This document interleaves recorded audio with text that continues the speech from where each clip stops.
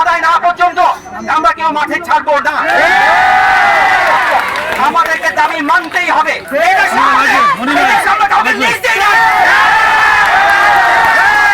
আমাদের দেশ আমাদেরই থাকবে, ছিনাই নিতে পারবে না। এই যে আমাদের দেশকে আদায় করে ছাড়বো আমরা ইনশাআল্লাহ। তোমাদের আমার সাথে যেন আমি শাহবাগী দিয়ে আমার স্টুডেন্টদের সাথে সংহতি প্রকাশ করেছিলাম। আজকে এই গত কিছুদিনে যে ঘটনাগুলো ঘটেছে, যেভাবে নির্মমভাবে ছাত্রদেরকে হত্যা করা হয়েছে, এভাবে ছোট বাচ্চা থেকে হত্যা করা হয়েছে, এই ভাষা, এই চিন্তা করার ভাষা আমাদের নাই। আপনারা জানেন অলরেডি এই ম্যাসাকারকে একটা নাম দেওয়া হয়েছে জুলাই ম্যাসাকার। এটা বাংলাদেশের ইতিহাসে জুলাই ম্যাসাকার হিসেবে থাকে। এই ম্যাসাকারের প্রতিবাদ জানাই। আমি শিক্ষক হিসাবে আমি ছাত্রদেরকে রক্ষা করতে পারি নাই, এজন্য আমি লজ্জিত, আমি দুঃখিত। আমি আমার ছাত্রদেরকে রক্ষা করতে পারি নাই। আমাদের যে আপনাদের যে আন্দোলন, এটাতে আমাদের সংহতি থাকবে, আমাদের সাপোর্ট থাকবে। আপনারা মাঠে থেকে, কারণ যে ক্ষতি হয়ে গেছে সেটা আর আমরা ফিরিয়ে আনতে পারবো না।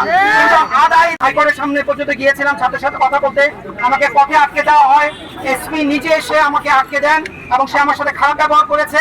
আমি বলেছিলাম